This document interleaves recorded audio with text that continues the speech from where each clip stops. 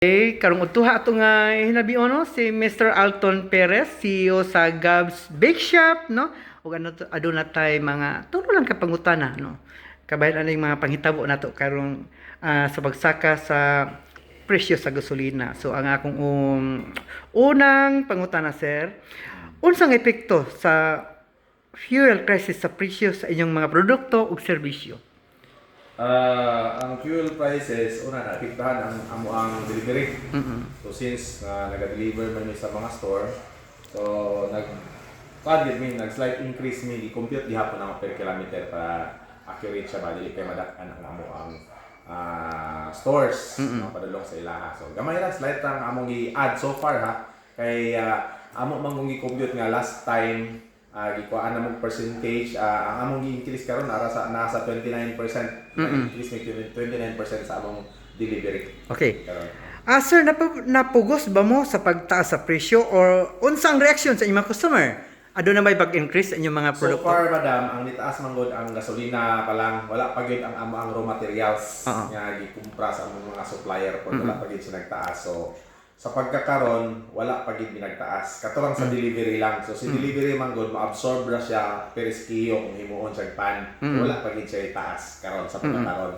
Pero next week kinaaman ko'y murag balita nga basig magtaas na sila next week karon gali nagtaas sa mga raw materials. Yes, raw materials. Katong sa stores namo pud ang mga local purchases nila like oil, itlog nagtaas na pud siya.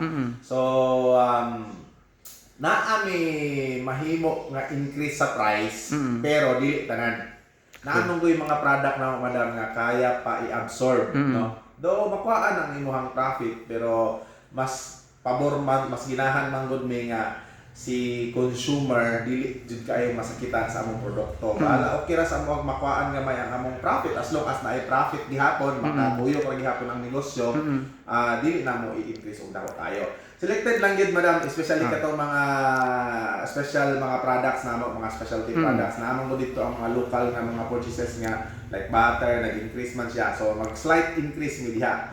Pero so far sa mga basic brands namo kanang mga tag 5 ra gihapon na siya. Next week tag 5 ra gihapon na siya. Dito lang ta sa mga special products nga increase gamay. Okay. So, ikatulo na kong pangutana, sir. Unsa ang inyong mga strategy aron mapadayon ang negosyo bisan sa pagsaka sa operational crisis? Yes, kana madam, especially karon na nagatubang kog mga papel akong gitag sa tong mga costs sa product. So ang atong gihimo nga strategy karon na amo kong i-release sa mga office nga una gi-revisit nako ang raw materials o pila ka percentage ang increase.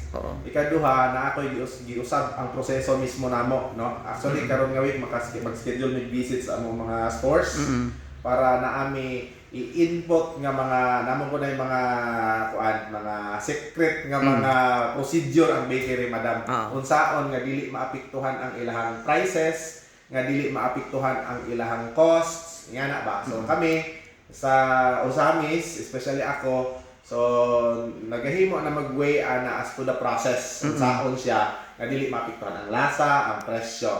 So ingana among gibuhat karon nga strategy sa samtang makaya pa namo nga ingana nga pamaagi dili sa gid ni magtaas. Kato lang selected lang yung kayo itaas na madam. Gamay ra pagit slight lang siya para dili masakitan ang atong mga consumer.